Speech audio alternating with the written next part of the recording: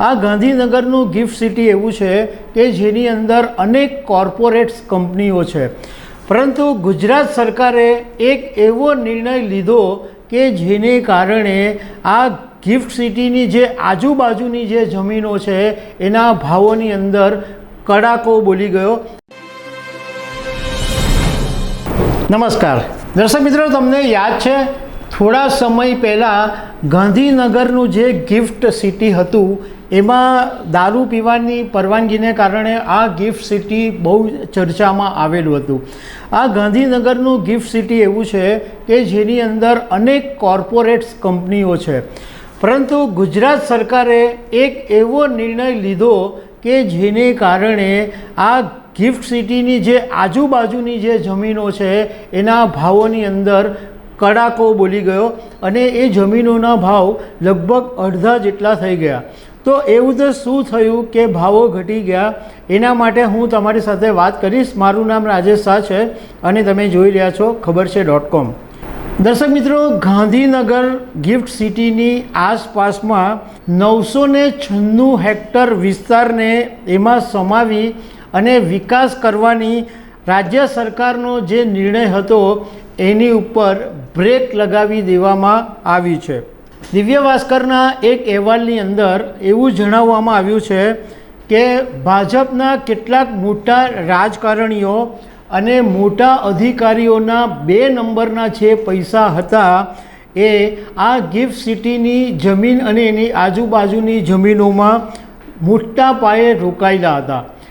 મોટા પાયેનો મતલબ એમ છે કે કરોડો અબજો રૂપિયા આ ગિફ્ટ સિટીની જમીનોની અંદર આ બધા મોટા મોટા માથાઓએ નાખેલા હતા। સરકારે જ્યારે નવા વિસ્તારોને ગિફ્ટ સિટીમાં સમાવવા માટે વાંધા સૂચનો મંગાવ્યા હતા, આ બહુ વખત પહેલાંની વાત છે, ત્યારે આ જે બધા મોટા મોટા માથાઓ છે કે જેમણે રૂપિયા નાખેલા હતા 2 નંબરના કાળી કમાણી, એ આ સરકાર પણ દબાણ લાવીને FSIમાં આંતરરાષ્ટ્રીય છૂટછાટ આપવાની રજૂઆત કરી હતી।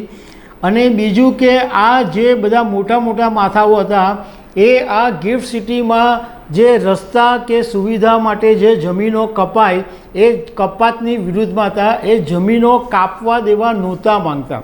આ બધી બાબતોનો જે મુદ્દો છે એ કેન્દ્ર સરકાર સુધી પહોંચ્યો, વડાપ્રધાન મંત્રાલય સુધી પહોંચ્યો અને કેન્દ્ર સરકારે આ જમીન જે છે એ ગાંધીનગર અર્બન ડેવલપમેન્ટ ઓથોરિટી એટલે ગુડાને સોંપી દીધી। જેવી રીતના આપણે સુરત અર્બન ડેવલપમેન્ટ સુડા કહેવાય તેવી રીતના ગાંધીનગરનું ગુડા છે, ગાંધીનગર અર્બન ડેવલપમેન્ટ ઓથોરિટી, એને આ જમીન કેન્દ્ર સરકારે સોંપી દીધી। હવે આ જે જમીન ગુડાને સોંપી દીધી એને કારણે થયું એવું કે આ જે બધા મોટા મોટા માથાઓએ રૂપિયા રોકેલા હતા એ 10,000 કરોડ રૂપિયાની રકમ સલવાઈ ગઈ, કારણ કે હવે સરકારે ગિફ્ટ સિટીનું જે ડેવલપમેન્ટ કરવાનું હતું એ માંડી વાળ્યું છે અને હવે ગુડાના જે GDR છે એના મુજબ અહીંયા ઘડી મકાનો બનશે। પહેલાં એવું હતું કે આ ગિફ્ટ સિટીની આજુબાજુની જમીન ઉપર જે સરકાર ડેવલપમેન્ટ કરે એની અંદર એ લોકોના હિસાબે રેસિડેન્શિયલ પ્રોજેક્ટો બનવાના હતા અને બહુ મોટા પાયે કમાણી કરવાની યોજના હતી, પરંતુ અત્યારે કેન્દ્ર સરકારે આ બધા જે મોટા મોટા માથાઓની જે કમાણી કરવાની યોજના હતી એની ઉપર પાણી ફેરવી દીધું છે। આ જે જમીન હતી ગિફ્ટ સિટીની આજુબાજુની એમાં 50% જેટલી જમીન ઉપર કોઈ ડેવલપમેન્ટ થયું જ નહોતું। માત્ર 359 હેક્ટરનો જે વિસ્તાર હતો એમાં ડેવલપમેન્ટ થયું અને એ ડેવલપમેન્ટ રાજ્ય સરકાર ચાલુ રાખે।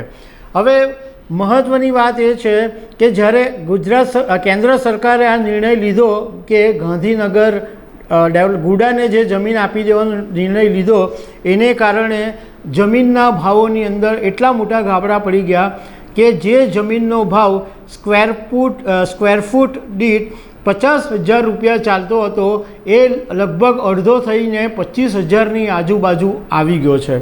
તો એક રીતના જોવા જઈએ તો આ કેટલાક લોકોને ફાયદો પણ થાય, કારણ કે જે નાના લોકો કે મધ્યમ વર્ગના કોઈ બિઝનેસમેન કે કોઈને ખરીદવી હોય તો જમીન એ ખરીદી શકે, કારણ કે પહેલાં તો ભાવ આસમાને હતા.